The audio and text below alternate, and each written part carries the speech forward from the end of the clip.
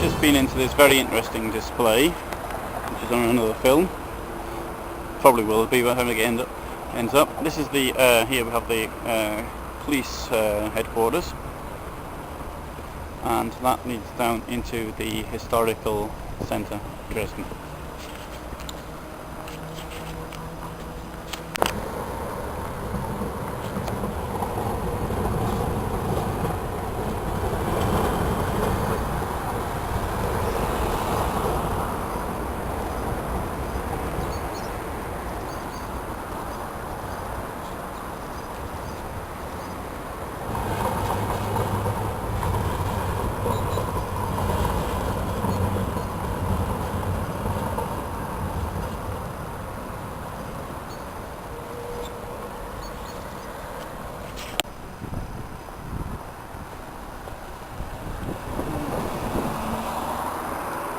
That is the church, which is at the centre of the old marketplace, and you can see that only now are things being built. So the communists couldn't care less about it. They didn't bother.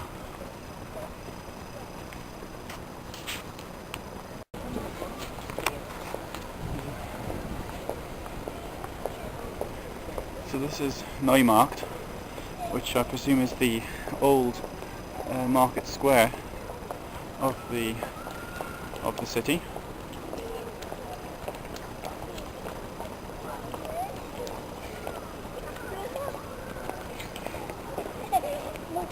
This was completely destroyed on the 13th and 14th of February 45.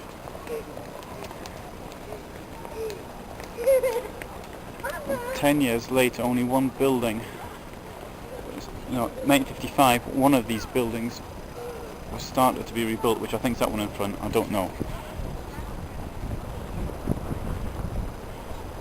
Part of the church survived. I'm glad to see it's all here now.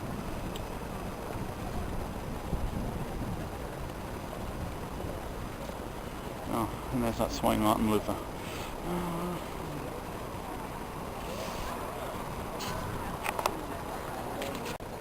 I think this market square has now become a particularly attractive, wonderful buildings. This Steigenberger Hotel.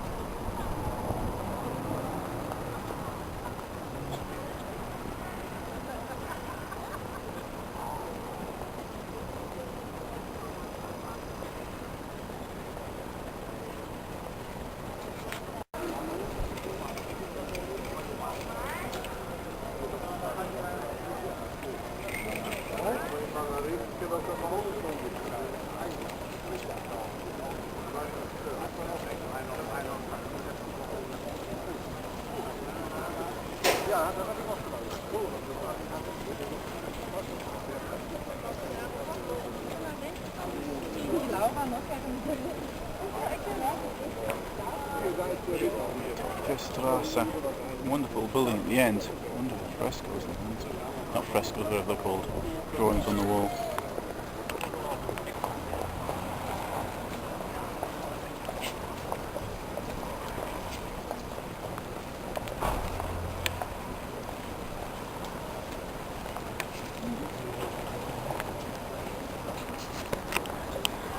Café Antique.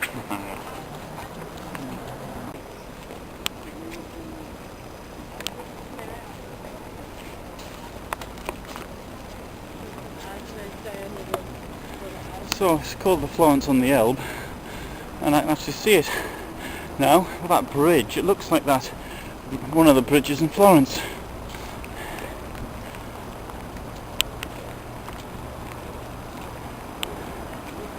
What a wonderful walkway.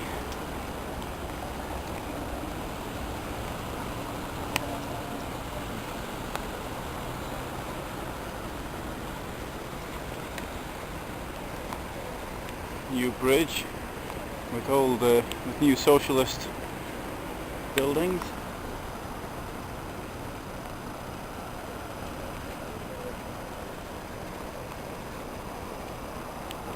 the centre, which was completely wrecked.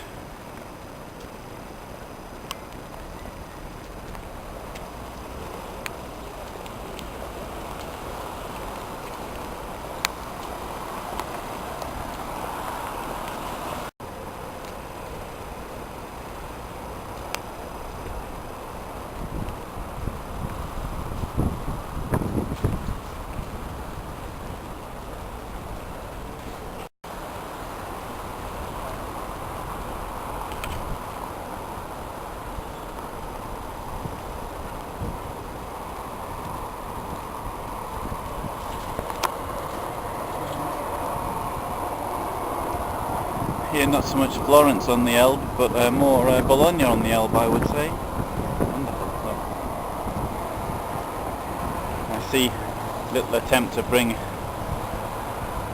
1900 back here with the word toilet being written in sort of script that would have been then used.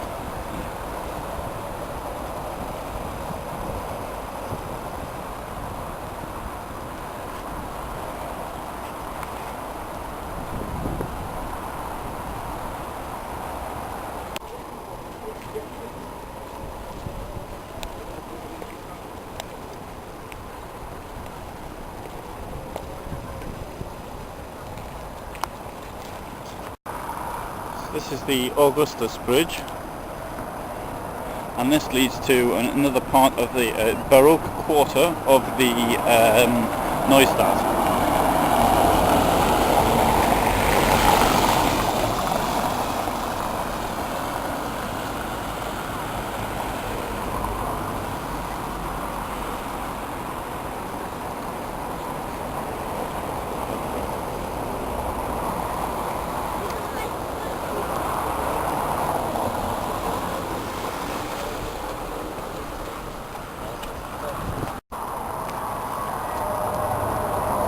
So we have this building here, and it's written up there that it was built in 1754 by Augustus III. Utterly wonderful buildings.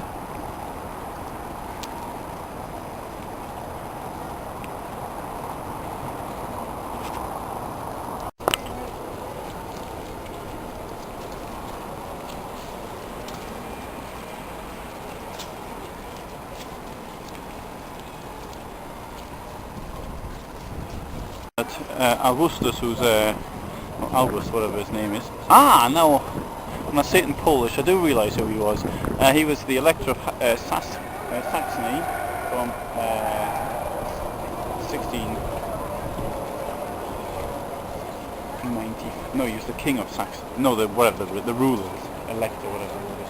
1694, and he was also the King of Poland from 1697. He died in 1733, and he was born in 1670.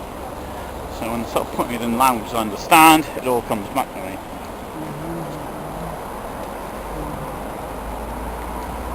This wonderful sculpture. Motifs.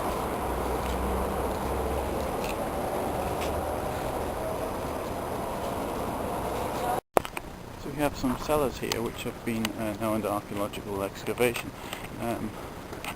Now I wonder, were these the cellars that people hid in during the bombing of the city? Or, I mean, what would happen is that when bombing attacks occurred, is that people would flee from one cellar to another, so that the walls were sort of weakened between the cellars, allowing people to get out. Now, unfortunately, the Gauleiter here, Martin, I can't remember his surname now, starts with M, and he wasn't particularly energetic. And in other places what had happened had been that escape entrances had been made, but in Dresden that wasn't the case, which meant that people who were trapped, because they could flee from one cell to the next, but obviously the fires were everywhere, sucking up the oxygen, sucking it also into a type of people being sucked into it, and those underground who weren't burning had no oxygen, and they would die.